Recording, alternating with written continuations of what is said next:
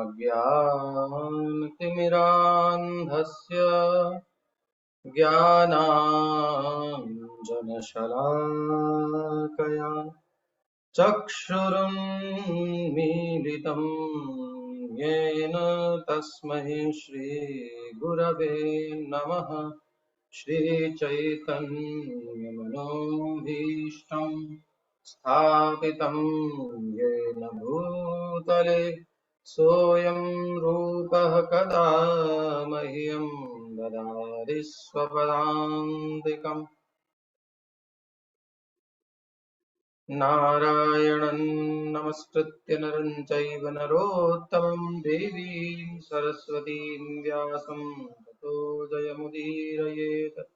नष्टप्रायेष्वभद्रेषु नित्यं भागवत सेवया भगवत्युत्तमश्लोके भक्तिर्भवति नैष्ठिकी।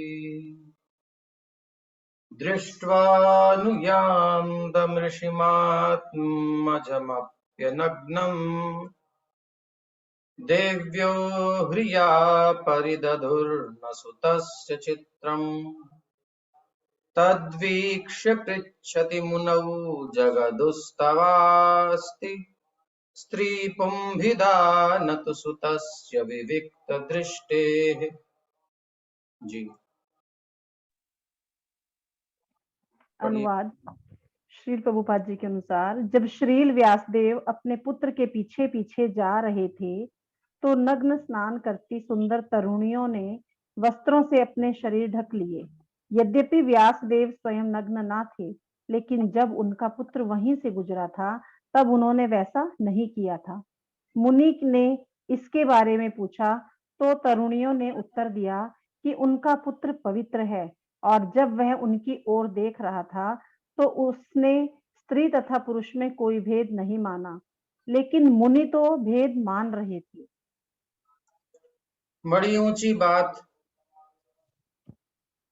भागवत के वक्ता की स्थिति क्या है ये देख लीजिए। इसीलिए भागवत कथा कहना कोई हंसी खेल नहीं है, ये कोई धन अर्जन का उपाय नहीं है, प्रतिष्ठार्जन का उपाय नहीं है, प्रदर्शन का उपाय नहीं है, दर्शन का साधन है। भगवत दर्शन कैसे करना है वो बताया गया। भगवत दर्शन प्राप्त करना है, प्रदर्शन का विषय नहीं। प्रभुपाद जी ने दर्शन दिया है दुनिया को, भगवान दिए। जो प्रभुपाद जी के मुख से भागवत सुनता है उनकी रिकॉर्डिंग्स आज भी उपलब्ध है। हम लोगों ने बहुत बड़ी गलती कर रखी है कि इतनी बुक्स, इतने लेक्चर, इतने यूट्यूब्स, नए नए भक्त आ रहे हैं। ठीक है, वो अपना गुणगान कर रहे हैं, लेकिन उसके पीछे कहीं हमने प्रभुपाद जी को मिस कर दिया है। जब तक हम प्रभुपाद जी के मुख से भागवत नहीं सुनेंगे, वाणी नहीं सुनेंगे, सब्जेक्ट मैटर उतना क्लियर होगा नहीं, क्योंकि वो आंदोलन की प्रणेता है। आंदोलन कौन है इसको? प्लीज सबका माइक ऑन ना कीजिए, उसमें अनम्यूट योरसेल्फ में हटा दीजिए। राइट।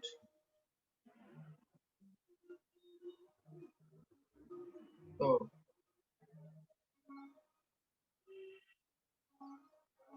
प्रभुपाद जी ने दर्शन दिया है भगवान को का, और भगवान को कराया है। वो होता कैसे है? प्रभुपाद जी के साथ जो रहे हैं उन शिष्यों से आप देखिए वार्तालाप करके, तो आपको पता चलेगा। तो यहाँ वेदांत थोड़ा चर्चा का विषय है, अधिक तो नहीं करेंगे, नहीं तो फिर आपके दिमाग से ऊपर जाएंगी चीजें। लेकिन एक बार श्लोक को देखिए। आत्मजम अनुयान्तम ऋषिम दृष्ट्वा, आत्मजम आत्मा वही जायते पुत्र, पिता ही पुत्र के रूप में प्रकट होता है। मीरा जी का माइक भी बंद कीजिए। आत्मजम अनुयान्तम, अपने पुत्र के अनुयान्तम, पीछे पीछे जाते हुए।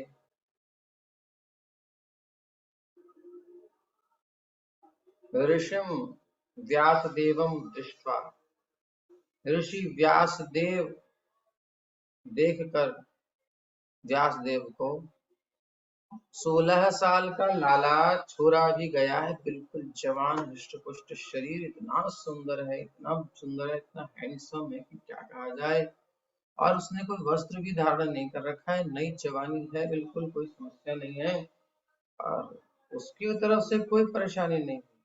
लेकिन एक बूढ़े बाबा जा रहे हैं, उनको देख करके दृष्टवा इनको लज्जा आ गई। रिया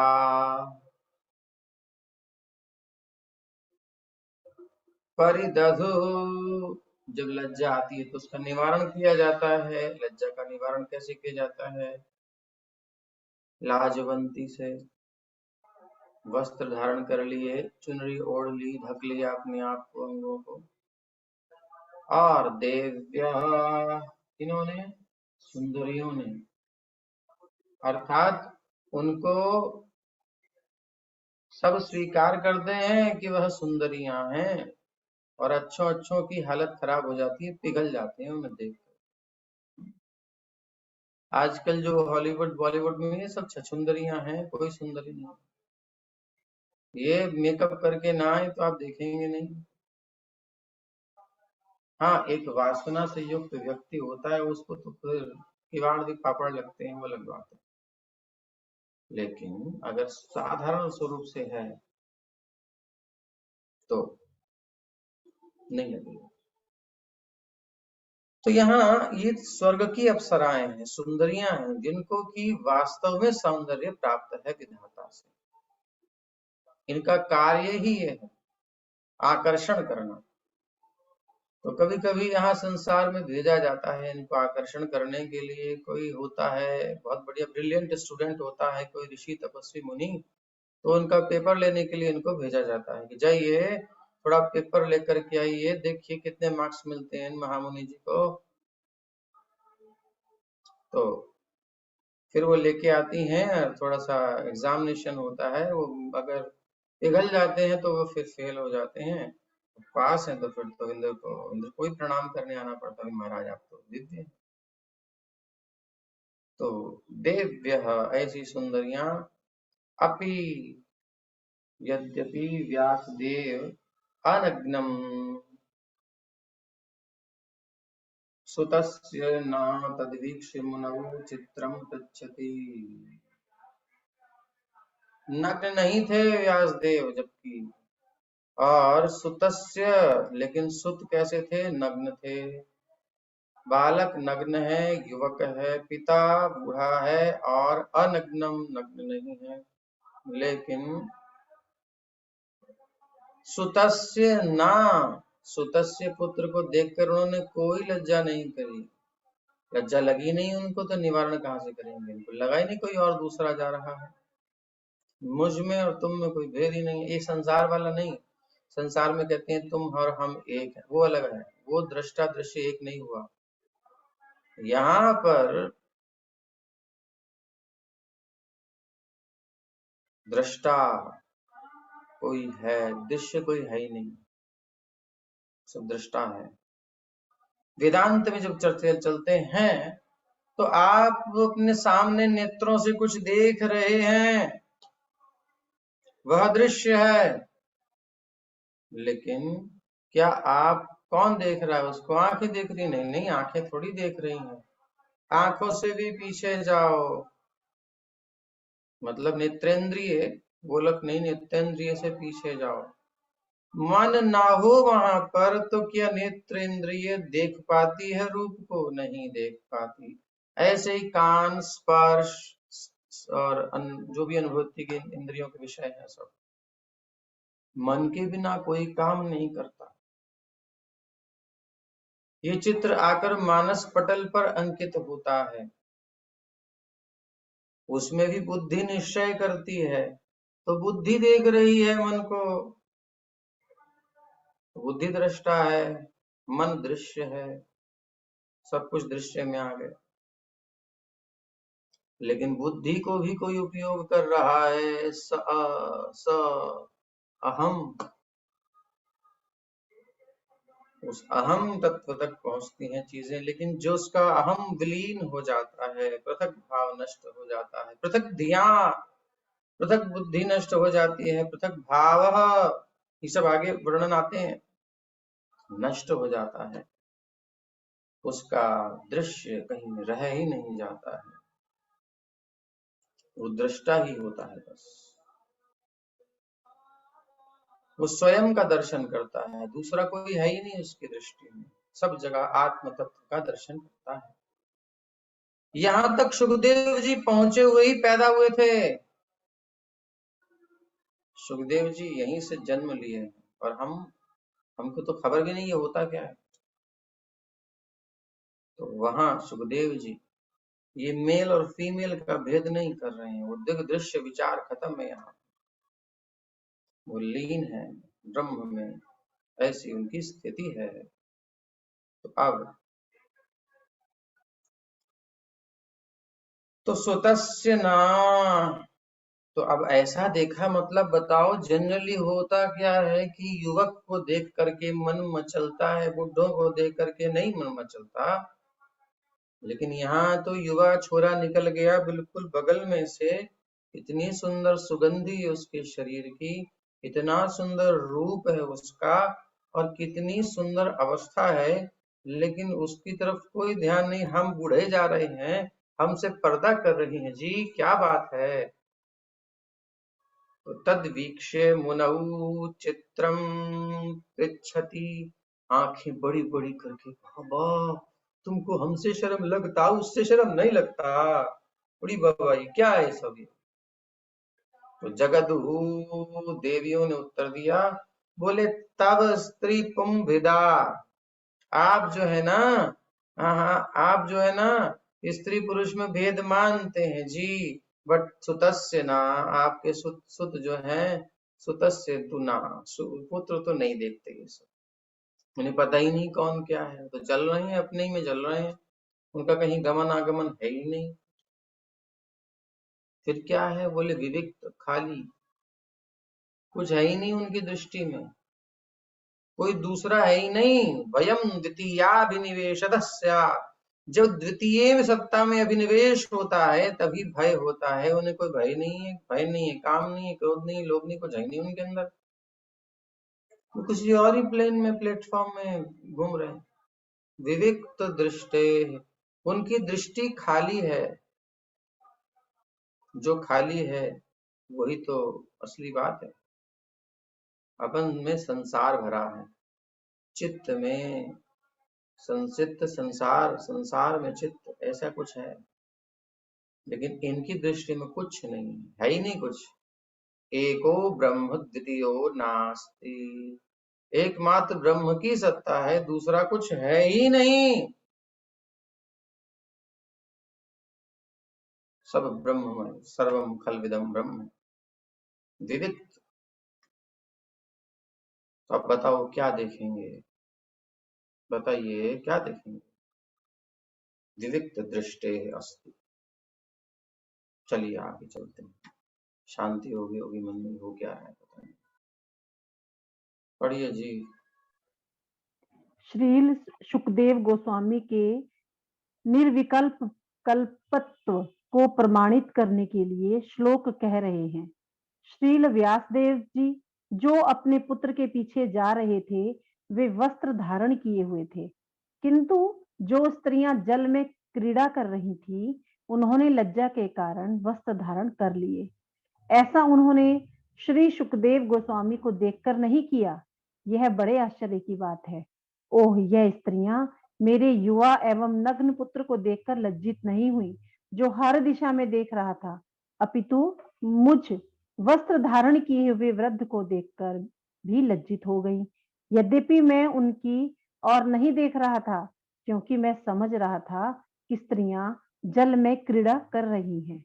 मैं इनसे इसका कारण पूछूंगा। जब श्रील व्यासदेव जी ने उनसे पूछा, तो उन्होंने कहा कि आप स्त्री और पुरुष का भेद देखते हैं, परंतु आपका पुत्र नहीं देखता। यह ज्ञान आपको कैसे हुआ? तो इस पर वो कह रहे हैं कि विविक्त अर्थात जिसकी शुद्ध दृष्टि है। हम युवती जन कलाओं को जाने वाली हैं और स्त्री पुरुष की धन्यवाद। आंखों को देखकर ही उनके अंतःकरण के भाव को पूरी तरह जान लेती हैं। यह भाव है। अब ये बताइए, एक बार ये देखिए, कीड़ा नहीं है, क्रीड़ा है, उसको ठीक कीजिए। और गई होना चाहिए, गई है। और जानने वाली हैं, कलाओं को जानने वाली हैं, इसको ठीक कीजिए। अच्छा, अब ये बताइए, माताएं हैं सब अधिक से अधिक, क्या ये सच्चाई नहीं है कि आप लोग देख लेती हैं पुरुष की दृष्टि में? ये शक्ति क्षमता भगवान ने दी है कि नहीं दी है? जी प्रभु जी। पुरुषों की अपेक्षा माताओं के पास कुछ विशेष क्षमता है। जी जी। चलिए आगे। भगवत गीता 5:18 में कहा गया है कि विद्वान साधु अपनी आध्यात्मिक दृष्टि के कारण किसी विद्वान भद्र ब्राह्मण, चंडाल, कुत्ता या गाय पर समान दृष्टि रखने वाला होता है। श्रील सुखदेव गोस्वामी ने यह अवस्था प्राप्त कर ली थी, अतएव उन्होंने स्त्री या पुरुष में भेद नहीं देखा। उन्होंने तो समस्त जीवों को एक भिन्न वेश में देखा। स्नान करती स्त्रियां पुरुष के मन को उसकी चेष्टाओं से जान गई। जिस प्रकार शिशु को देखकर कोई भी यह जान लेता है कि वह कितना निर्दोष है। सुखदेव गोस्वामी 16 वर्ष के तरुण थे, अतएव उनके शरीर के सभी अंगों का विकास हो चुका था। वे नग्न भी थे और उन्हीं की तरह स्त्रियां भी थी, लेकिन चूंकि सुखदेव गोस्वामी काम व्यापार से परे थे, अतएव वे निर्दोष प्रतीत हो रहे थे। स्त्रियां अपने विशिष्ट गुणों से इसे तुरंत जान गई, अतएव उन्होंने सुखदेव जी के आने की खास परवाह नहीं की।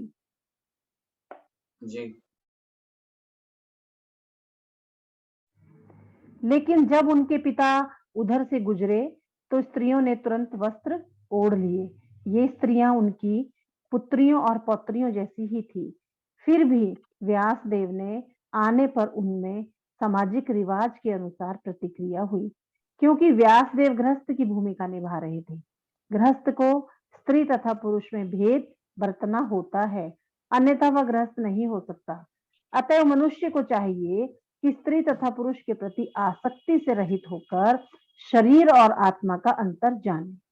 जब तक उसके मन में ऐसा अंतर रहे, तब तक उसे सुखदेव गोस्वामी जैसा सन्यासी बनने का प्रयत्न नहीं करना चाहिए। कम से कम सैद्धांतिक रूप से मनुष्य को समझ लेना चाहिए कि जीव तो नर है, ना नारी।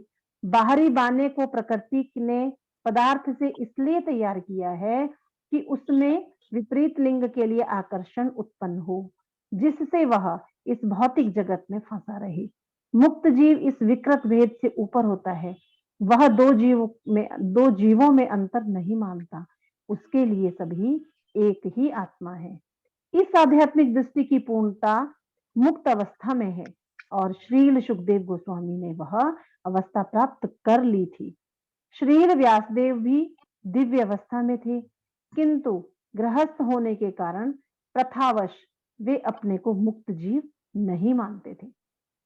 तो यहाँ कई सुंदर बात है। पहली बात यह है कि तनु माता जी को मैंने कहा था अनम्यूट करने का ऑप्शन खत्म कर दीजिए, क्योंकि बीच में कोई सब आ जाते हैं, ध्यान नहीं रहता किसी को।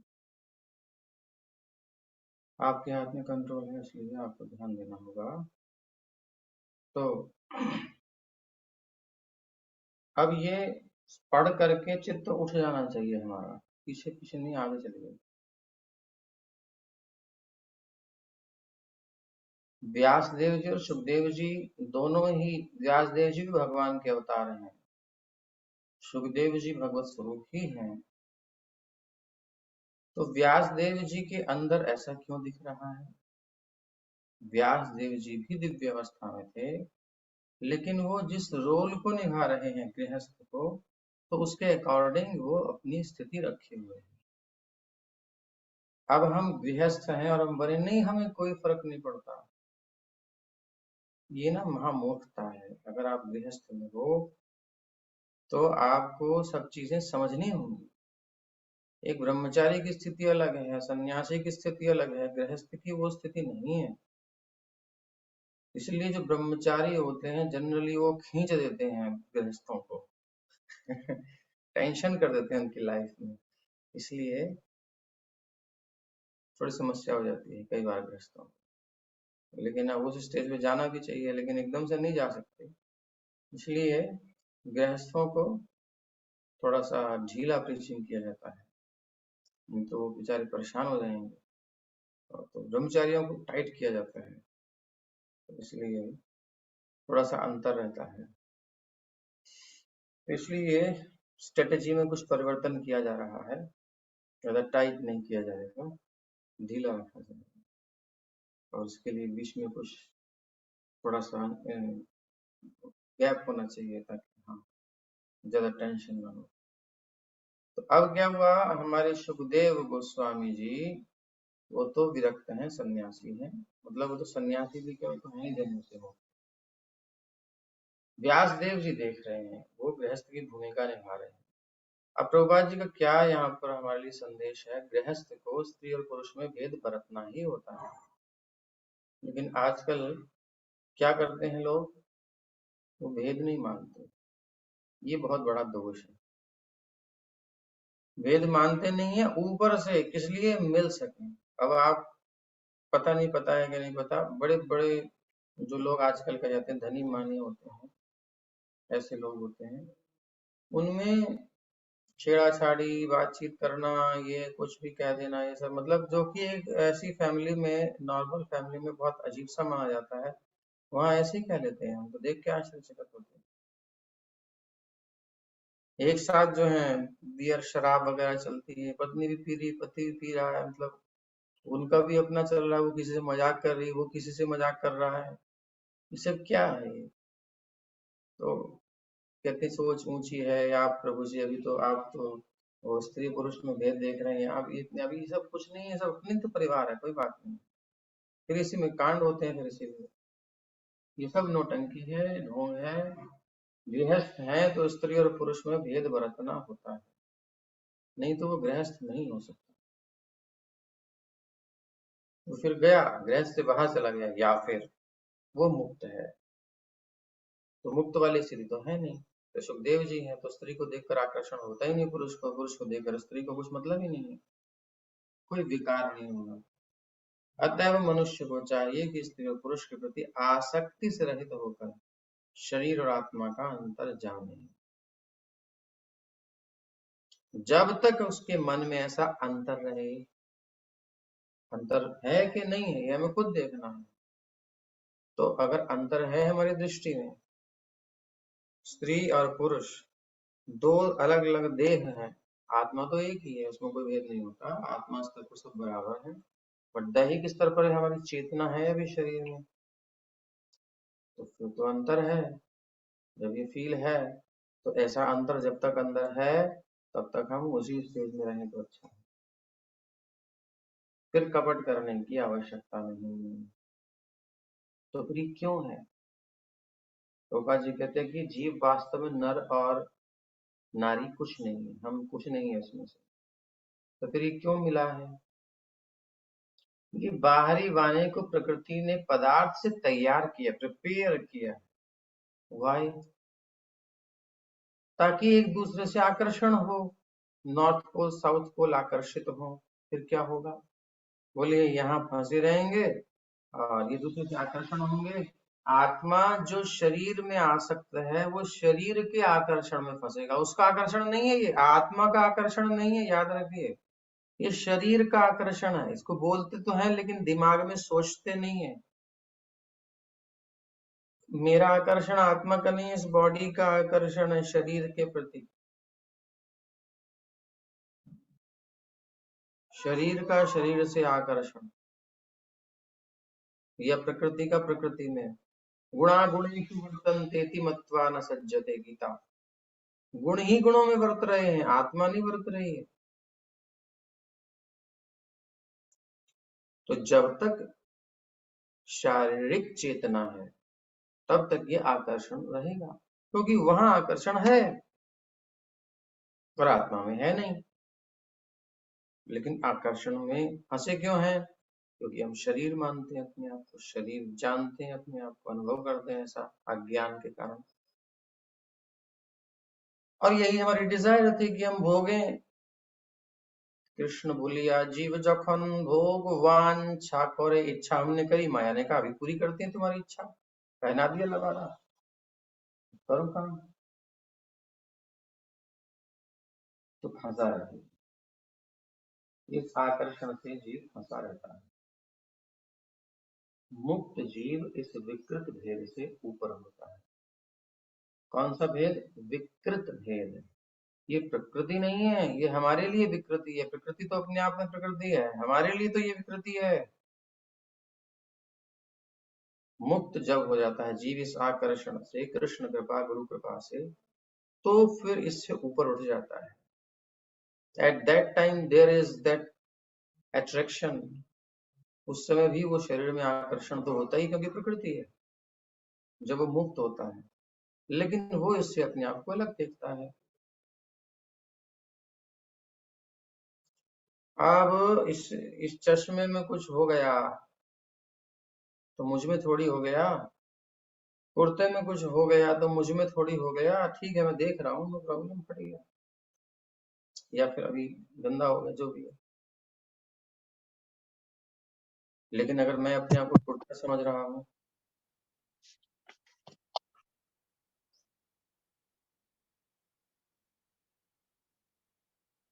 माइक बंद कीजिए, लेकिन अगर मैं अपने आप को कुर्ता समझ रहा हूँ तो फिर कुर्ते के फटने में मुझे मेरा फटना अनुभव होगा।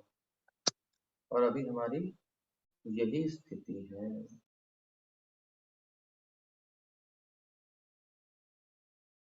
अभी हम इसी चेतना में हैं। क्या हम सब इस चेतना में नहीं हैं? यदि कोई नहीं है तो उनको हमारा प्रणाम है, दंडवत प्रणाम है, उन पर भी कृपा कीजिए।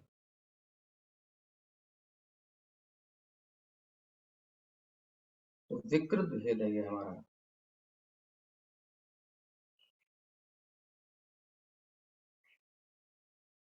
ठीक है, मुक्त जीव इस विकृत भेद से ऊपर होता है। वह दो जीवों में अंतर नहीं करता, अंतर नहीं मानता। एक ये स्थिति है जो मुक्त अवस्था में है। वो आत्मक स्तर पर सबको एक देखता है। इस आध्यात्मिक दृष्टि की पूर्णता मुक्त अवस्था में है। बद्ध अवस्था में जो स्त्री पुरुष को एक बनाया जा रहा है वो अच्छी चीज नहीं है, वो गड़बड़ है, बहुत बड़ी गड़बड़ है।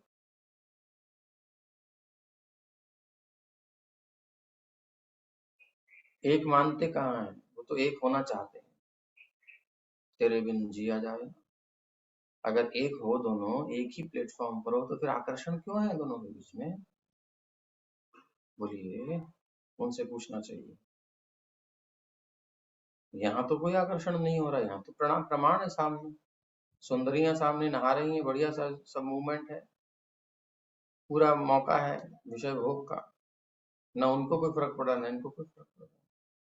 अर्थात एक भी पक्ष जीव मुक्त हो, एक पक्ष वाला भी अगर मुक्त होगा दूसरे को वो आकर्षण नहीं सताएगा। सुखदेव जी मुक्त हैं प्रकृति से, अप्सराओं को भी कोई फर्क नहीं पड़ा।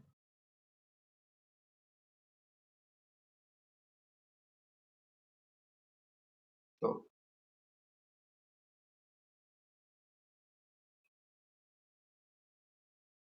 गोस्वामी जी की अवस्था थी, सुखदेव जी की। और व्यास देव जी को गृहस्थ का आचरण करना था, इसलिए वो अपने आप को मुक्त नहीं मानकर गृहस्थ मानकर चल रहे थे।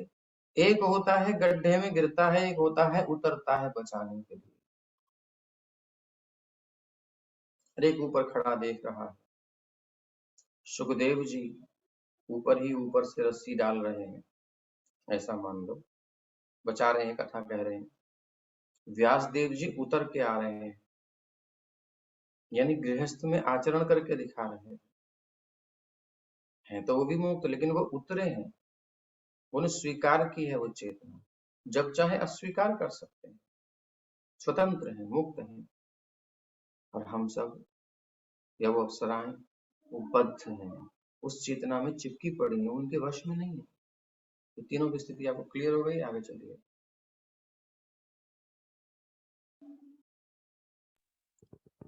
कथमालक्षितः पौरैः सम्प्राप्तः कुरुजाङ्गलान् उन्मत्तमूकजडवद्विचरन् गजसाह्वये।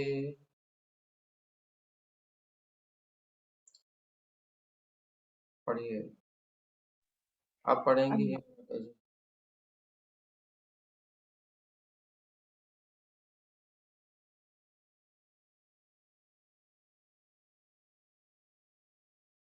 कथमालक्षितः पौरैः सम्प्राप्तः कुरुजाङ्गलान् उन्मत्तमूकजडवद्विचरन् गजसाह्वये। पढ़िए। अनुवाद। कुरु तथा जंगल प्रदेशों में पागल, गूंगे तथा मूढ़ की भांति घूमने के बाद जब वे व्यासपुत्र श्री सुखदेव हस्तिनापुर, अब जिसे दिल्ली कहते हैं, नगर में प्रविष्ट हुए तो वहां के नागरिकों ने उन्हें कैसे पहचाना? जी।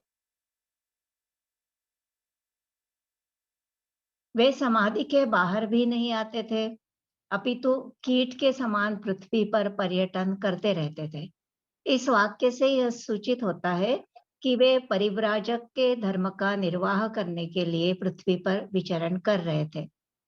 तो वह किस प्रकार दृष्ट व पार्थिव होकर निर्बंध के साथ क्या कहे? यह महान तत्वज्ञ है। इस प्रकार के ज्ञापक धर्म का उनमें अभाव था, तो ऐसे ज्ञान के बिना उनसे प्रार्थना कैसे संभव हुई? उस आशय से कथम आदि श्लोक कह रहे हैं, कुरु जांगल आदि यह सब देश विशेष है। तो पहले सुखदेव अरे गोस्वामी। बच्चा, आप जब भी सब लोग आते हो ना कथा सुनने यहाँ क्लास में, और सबके लिए ये नियम होना चाहिए, आपको पर्सनली बनाना पड़ेगा। यद्यपि हमारे साथ भी कैसी बात कई अवस्था होती है कि हम ये नहीं कर पाते, लेकिन आप अगर कर सके तो बहुत अच्छा होगा। कम से कम जो पढ़ना है, पढ़ने के लिए हैंड रेस करते हैं, उनसे विशेष ये नियम बना लीजिए। ये कथा में आने से पहले आपको अपने मन को कम से कम 15 मिनट नाम जब कीर्तन करके सब तरह से कट ऑफ करके तैयारी प्रिपरेशन करनी चाहिए माइंड की, ताकि कथा में प्रवेश कर पाए और जो लिखा है वो हम देख पाए, समझ पाए। ये चंचल मन से कथा उतरेगी नहीं, ये समाधि की भाषा है, समाधि इसके लिए हमें आवश्यक है। तो ये निवेदन है, दोबारा से पढ़िए, ध्यान से पढ़िए। जी प्रभु जी। वे समाधि से बाहर भी नहीं आते थे, अपितु कीट के समान पृथ्वी पर पर्यटन करते रहते थे। इस वाक्य से यह सूचित होता है कि वे परिव्राजक के धर्म का निर्वाह करने के लिए पृथ्वी पर विचरण कर रहे थे। तो किस प्रकार दृष्ट व पार्थिव होकर निर्बंध के साथ कथा कहे?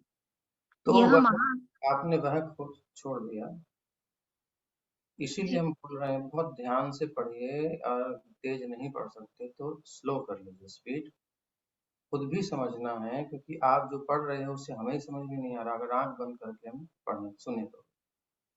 यह महान तत्वज्ञ है।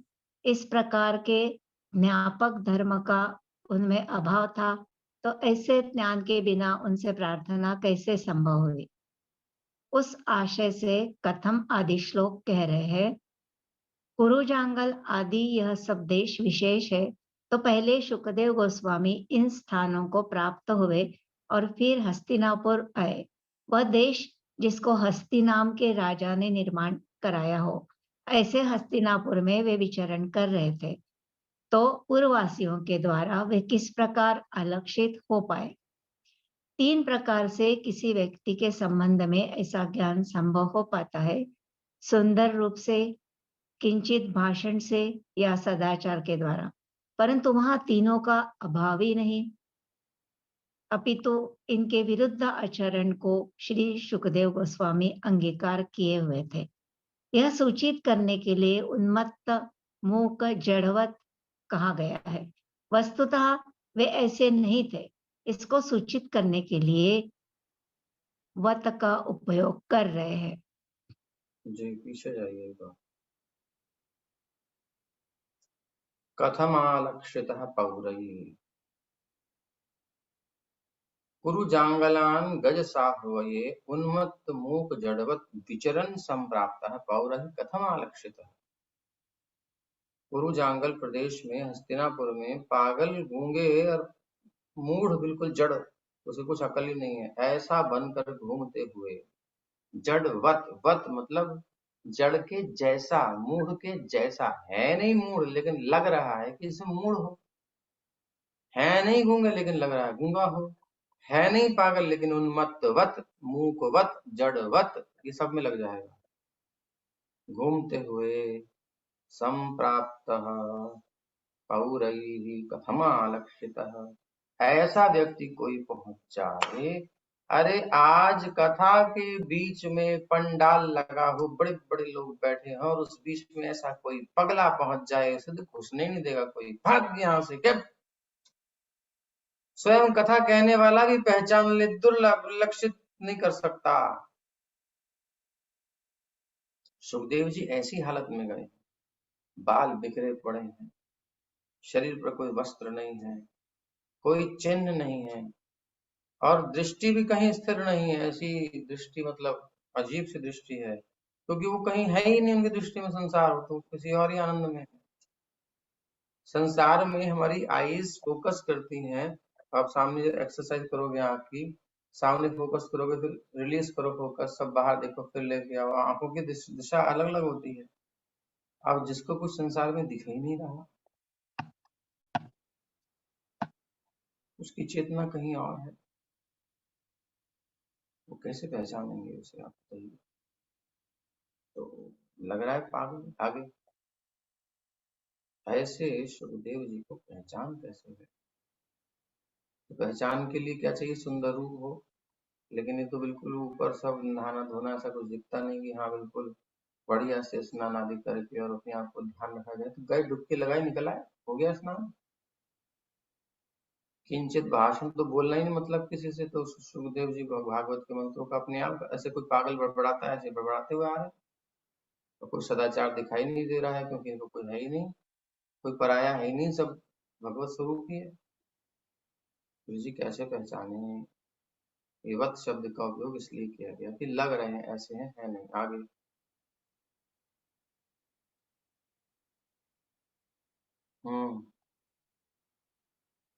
आधुनिक दिल्ली नगर पहले हस्तिनापुर कहलाता था, क्योंकि इसकी स्थापना पहले पहल राजा हस्ती ने किए थे।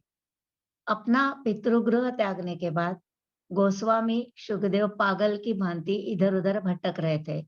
अतएव उनकी उच्चस्थ अवस्था को जान पाना नागरिकों के लिए अत्यंत कठिन था। अतः मुनि को देखकर नहीं, अपितु सुनकर पहचाना जाता है। मनुष्य को चाहिए कि साधु या मुनि के पास दर्शन के लिए नहीं, अपितु सुनने के लिए जाए। यदि वह साधु के वचनों को सुनने के लिए तैयार न हो, तो जाने से कोई लाभ नहीं है। सुखदेव गोस्वामी साधु थे और वे भगवान की दिव्य लीलाओं के विषय में प्रवचन कर सकते थे। उन्होंने साधारण नागरिकों की सनकों को संतुष्ट नहीं किया। जब उन्होंने भागवत पर प्रवचन किया, तब लोग उन्हें पहचान पाए। उन्होंने कभी जादूगर जैसी जादूगरी दिखाने का प्रयास नहीं किया। बाहर से वे जड़, गूंगे, पागल व्यक्ति जैसे प्रतीत हो रहे थे, लेकिन वास्तव में वे महान दिव्य रूप से उच्चस्थ पुरुष थे। तो ये तो स्पष्ट हो गया यहाँ पूरा। तो सनकों को संतुष्ट नहीं करना है, यहाँ इतना ही समझ लीजिए हमें किसी की। तो अब किसी को जाने की अपेक्षा पहले जब भी हम कहें ना किसी की सनकों को संतुष्ट नहीं करना, तो इसका मतलब हम कहाँ बैठ के सुन रहे हैं। हम शारीरिक चेतना में सुन रहे हैं या इससे परे भी सोच पा रहे हैं? जब हम अपने आप को शरीर मानकर सुनते हैं तो दूसरे पर दृष्टि आती है, फलाना ऐसा, उसकी सनक को तेरी बात तेरे लिए थोड़ी, उसके लिए थोड़ी, ये सब बात आती है। लेकिन जब हम ये देखते हैं ना, ये शरीर में मैं स्थित हूँ, यानी मेरी चेतना शरीर में आ सकता है, तो ये मन की बात, शरीर की बात, प्रकृति की बात, ये मेरे को जो मिला है, इनकी मांगों को संतुष्ट करना उद्देश्य नहीं है हमारा। थोड़ा पीछे आइए। हम भगते हैं बाहर, वो फलाने के लिए, उसके लिए, दूसरों के लोगों के लिए नहीं, वो तो है, लेकिन हमारे लिए हम साधक। तो हमें क्या समझना है, हमें भी इन इंद्रियों को संतुष्ट नहीं करना है, इनकी मांगों को पूरा नहीं करना है, हमें कृष्ण को ही देना है। इन कानों को कृष्ण कथा ही देनी है, इन आंखों को कृष्ण रूप ही देना है। बड़ा प्यारा एक पात्र प्रभु है, नेपाल प्रचार करते हैं, रशिया से शायद हैं, बहुत सुंदर पेंटिंग करते हैं, बैठे बैठे बना देते हैं, बहुत सुंदर राधा कृष्ण का चित्र। जब यही दिखाना है आंखों को, और कुछ नहीं दिखाना। अब ये तो बहुत कुछ देखना चाहते हैं, ये सनक है सबकी, इन सनकों को संतुष्ट करना हमारा काम नहीं है। ऐसे सुखदेव गोस्वामी ने साधारण नागरिकों को संतुष्ट नहीं किया। मनुष्य को चाहिए कि साधु या मुनि के पास दर्शन के लिए नहीं जाए, अपितु दर्शन के लिए जाए। सुनने के लिए जाएगा, वो हमारे लिए सरलार्थ कर दिया है, लेकिन मूल बात है मनुष्य को किसी साधु या मुनि के पास दर्शन के लिए नहीं, दर्शन के लिए जाना चाहिए। एक दर्शन का मतलब है आईज के सामने जो सब्जेक्ट मैटर आता है वो देखने, बस हाँ महाराज जी दर्शन हो गया, आपकी बड़ी कृपा हो गई, खाक दर्शन हो गए। अरे उनके मुंह से सुनो तब तो दर्शन निकलेगा उनका, वो जो फिलॉसफी, वो जो दर्शन निकलेगा उससे तुमको दर्शन होगा उनका, ऐसे थोड़ी दर्शन होता है जी। तो दर्शन के लिए नहीं है, तो दर्शन के लिए जाए, तो उसको प्रभुपाद ने सरल किया, सुनने के लिए जाए। ये सब सरल करके प्रभुपाद जी देते हैं, इनको हलवा बना के। चलिए,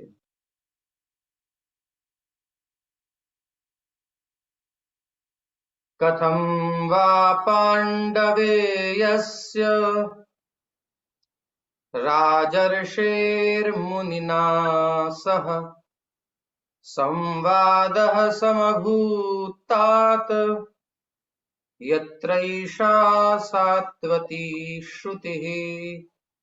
अब वीणा वादने जी पढ़िए। हरे कृष्णा प्रभु जी, दंडवत प्रणाम। हाँ। जय गुरुदेव। राजा परीक्षित की इस महामुनि से भेंट कैसे हुई, जिसके फलस्वरूप वेदों के इस महान दिव्य सार भागवत का वाचन संभव हो सका।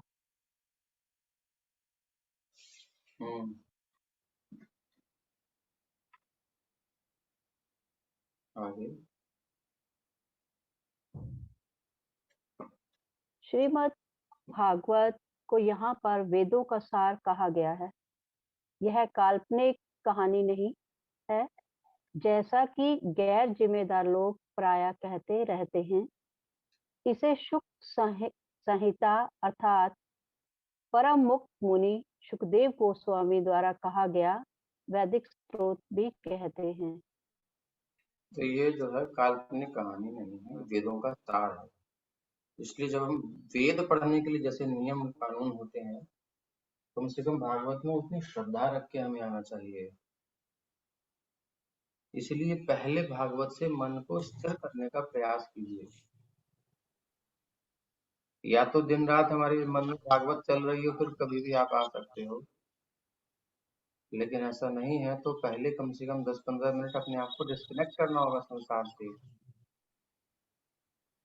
आप मुझे होस्ट बना दीजिए माता जी, आपसे नहीं हो रहा।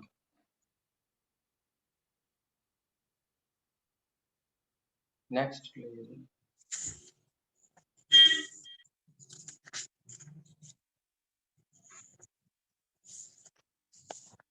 ये इनको किसी को ध्यान रहता नहीं है, किसी को आता नहीं चलाना, तो बीच में होता रहता है।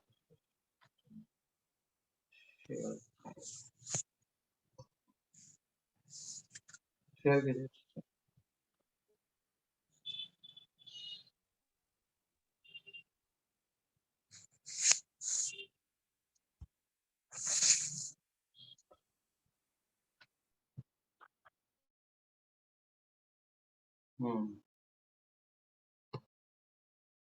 सगोदोहनमात्रं हि गृहेषु गृहमेधिनाम् अवेक्षते महाभागस्तीर्धिकुर्वंस्तदाश्रमम्।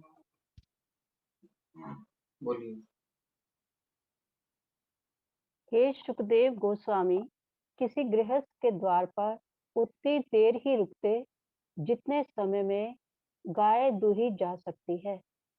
वे उस घर को पवित्र करने के लिए ही ऐसा करते थे।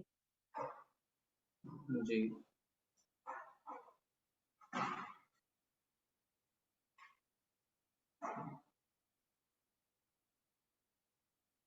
पढ़िए। श्रीमद् भागवत के व्याख्यान में तो बहुत काल तक एक ही स्थान में रहने की अपेक्षा है, परंतु सुखदेव गोस्वामी का एक ही स्थान में रहना तो दुर्लभ था। तो किस प्रकार यह घटित हुआ, इस आशय से यह श्लोक कह रहे हैं। वे पूर्ण रूप से विरक्त थे और जिनकी बुद्धि घर में लगी हुई है, ऐसे गृह मेधियों के आश्रम को पवित्र करने के लिए जब तक गाय दुहने का समय होता था, तब तक वे भिक्षा के लिए वहां रुकते थे, उससे अधिक नहीं।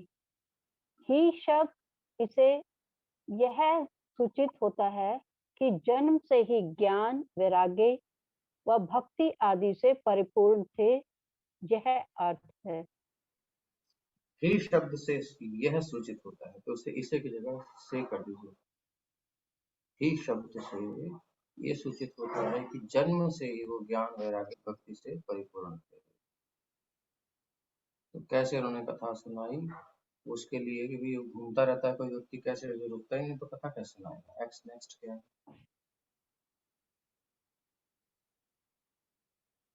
पढ़िए। सुखदेव गोस्वामी महाराज परीक्षित से मिले और उन्होंने श्रीमद् भागवत के मूल पाठ की व्याख्या कह सुनाई। वे किसी भी गृहस्थ के दरवाजे पर आधा घंटे से अधिक, जितने समय में गाय दूह ली जाती है, नहीं रुकते थे और भाग्यशाली गृहस्थ से भिक्षा प्राप्त करते थे। वे अपनी शुभ उपस्थिति से उस घर को पवित्र करने के लिए ऐसा करते थे। अतएव सुखदेव गोस्वामी ऐसे आदर्श उपदेशक हैं जो दिव्य पद पर स्थित हैं। जो लोग संन्यास आश्रम में हैं और भगवान के संदेश का उपदेश देने के लिए प्रतिबद्ध हैं, उनके कार्यों से उन्हें यह सीखना चाहिए कि दिव्य ज्ञान प्रदान करने के अतिरिक्त गृहस्थों से उनका कोई सरोकार नहीं है। गृहस्थ से भिक्षा मांगने का उद्देश्य उसके घर को पवित्र करना होना चाहिए। जिस मनुष्य ने संन्यास ग्रहण कर लिया है, उनको चाहिए कि वे गृहस्थ की सांसारिक संपन्नता से आकर्षित होकर संसारिक मनुष्यों का गुलाम ना बन जाए। जो मनुष्य संन्यास आश्रम ग्रहण कर चुका है, इसके लिए ऐसा करना विषपान तथा आत्महत्या से भी अधिक घातक है। तो यहाँ पर गृहस्थ और गृहस्थ से अतिरिक्त जो आश्रम है उसकी बात हो रही है। गृहस्थ साधारण रूप से देखा जाए तो एक आसक्ति का स्थान होता है। वहां पर वायरसेस होते हैं, वहां पर चेतना ढक जाती है, वहां पर बहुत सारे चांस होते हैं ऐसे कि व्यक्ति नहीं निकल पाता, सुनता है, समझता है, लेकिन कर नहीं पाता, फंसा होता है, एक आवरण में रहता है। तो चाहे ब्रह्मचारी हो, वानप्रस्थी हो, सन्यासी हो, वो उन पर कृपा करने, विशेषकर सन्यासी उन पर कृपा करने आते हैं, थोड़ा एनलाइटनमेंट देने के लिए, उनको प्रकाश देने के लिए। तो गृहस्थ से भिक्षा मांगने का उद्देश्य घर को पवित्र करना होता है, क्योंकि जो वो कमा रहा है उसमें पाप कर रहा है निश्चित। जो भी अर्जन है उसमें पाप होता ही है, इसलिए यज्ञ करना चाहिए। 5 यज्ञ गृहस्थों के लिए हैं। तो जो भी सेवा वो एक सच्चे साधु को देता है, तो वो उसका जो धन है ना, वो उसका कल्याण करता है, उसकी चेतना को अपलिफ्ट कर देता है। अब इसके उदाहरण को देखिए, श्रीपद रामानुजाचार्य जी, उनका एक शिष्य था, गरीब था लेकिन भाव युक्त था। एक बार उनको पता चला हमारे आचार्य हमसे मिलने आ रहे हैं। प्रसन्न हो गई स्त्री, पति घर में था नहीं। पत्नी ने कहा क्या करूं, कैसे करूं, कोई व्यवस्था नहीं है उनके स्वागत की। तो गई बनिए के पास, बनिए को कहा कि हमको कुछ सामान चाहिए, हमारे आचार्य आ रहे हैं, उनके साथ कुछ शिष्य भी होंगे, तो स्वागत करना है, कुछ भोजन, हमारे पति आ जाएंगे। तो वो गए हैं कमाने, व्यवस्था तो नहीं है लेकिन करने गए। आप कृपा कर दो, दे देंगे आपको। बोले नहीं, ऐसे नहीं मिलेगा, तुम लोग ले लेते हो, कुछ देते नहीं हो, पहले उधारी अब नहीं मिलेगा। बोले दे दीजिए। उसकी दृष्टि थी बहुत समय से उस स्त्री पर, तो उसने कहा मिल जाएगा और तुम थोड़ा सेवा कर दोगे हमारी। तो समझ गई बात को, घर पे आ गई। फिर उन्होंने सोचा मैं क्या करूं, पता चला व्यवस्था भी नहीं हुई। तो फिर बनिए के पास गई, ठीक है हम आपकी सेवा कर देंगे, लेकिन आप हमारे गुरु जी की सेवा के लिए दे दो।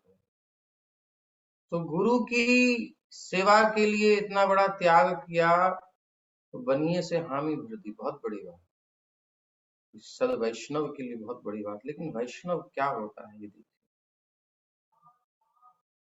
और जिस गुरु के प्रति भाव है वो गुरु भी कैसे है देख लीजिए। तो उसने वो बात मान ली और पर्याप्त सामान लेकर के, जो भी भोजन के लिए होता है, ला करके बढ़िया से भगवान को भोग लगा करके और अपने आचार्य श्रीपद रामानुजाचार्य को अर्पित किया। रामानुजाचार्य उसे पाते ही चेतना समझ गई कि कितने प्रेम से, कितने भाव से, कितनी बड़ी शर्त लेकर के लेके आई है। उन्होंने मुस्कुराकर कहा इसको कहाँ से लाए हो, उसको भी प्रसाद दे देना, बस इतना कह दिया। आचार्य चले गए, सब कुछ आशीर्वाद होकर के चले गए। और ये प्रसाद इन्होंने पाया, फिर ध्यान आ बनिए को भी देना, गुरु जी का आदेश है। तो गई लेकर के एकांत में उसके पास, प्रसाद दिया, पहले प्रसाद पालो फिर तुम्हारी जो इच्छा हो। उसने वो प्रसाद पाया, उसका मन बदल गया, तुरंत चरणों में आ गया, मुझे क्षमा करो देवी, मुझसे अपराध हो गया। ये है गृहस्थों के आते हैं जब कोई गुरुजन साधुजन, उनकी सेवा से हमारा चित्त, और बल्कि जो भी सेवा करता है उसका चित्त ऊंचा उठता है। इसे कहते हैं कुंडलिनी जागरण, कहते हैं बहुत से लोग। तो चेतना को अपलिफ्ट करना ही तो सारे शास्त्रों का, वेदों का, सारी अध्यात्म का उद्देश्य है। चेतना घुस गई है नीचे भोगों में, पाताल में, शरीर में, भोगों में, यहाँ से निकाल के लाना है, पुल करना है। तो जो ऊपर होते हैं वो आचार्यों के पास हम जाते हैं, ये वो हमारे पास आते हैं, तो दोनों ही उद्देश्यों में हमारी चेतना का उत्थान होता है। इसलिए गुरु के उच्छिष्ट सद वैष्णव एक प्रामाणिक शुद्ध भक्त हो, जैसे 4 कुमारों का संग किया नारद जी ने, उनकी चेतना एकदम उठ गई। तो प्रसाद उनके भक्त भुक्त अवशेष, भक्त का पाया हुआ भोजन जो बचा वो उच्छिष्ट होता है, लेकिन होना चाहिए प्रामाणिक और फिर अनुमति से।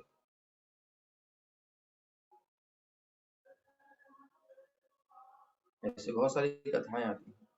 आज के परिप्रेक्ष्य में सावधानी की भी आवश्यकता है। कुछ लोग तो जूठा ही खिलाते हैं, चेलों को खाओ, वो तो 99% गड़बड़ होता है, पता नहीं क्या है क्या है। तो दोनों चीजें हैं, सच्चा मिल जाए तो बहुत बढ़िया है। मतलब कहने का अभिप्राय, गृहस्थ से भिक्षा मांगने का उद्देश्य उसके घर को पवित्र करना, यानी चेतना जिसमें वो रह रहा है उस चेतना का अपलिफ्ट करना होता है। अपनी शुभ उपस्थिति से उस घर को पवित्र करने के लिए ऐसा करते थे। और ये उन्हीं लोगों को उपयोग करना चाहिए जो सच में अपलिफ्ट करना चाहते हैं। गुरु जी आए और अपना बढ़िया सा वातावरण हो गया, खुश हो गए, फिर उसी ढर्रे पे लग गए, तो मत ही बुलाओ। अच्छा, लेकिन बुलाओ तब भी बुलाओ, कभी तो कल आएगी। अतएव सुखदेव गोस्वामी ऐसे आदर्श उपदेशक हैं जो दिव्य पद पर स्थित हैं और हमको भी उस दिव्य पद पर ले जाएंगे।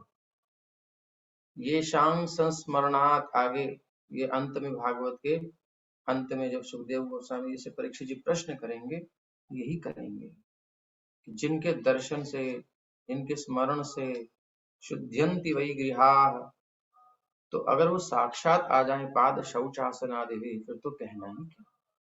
सुखदेव जी की यही कहकर वंदना करते हैं।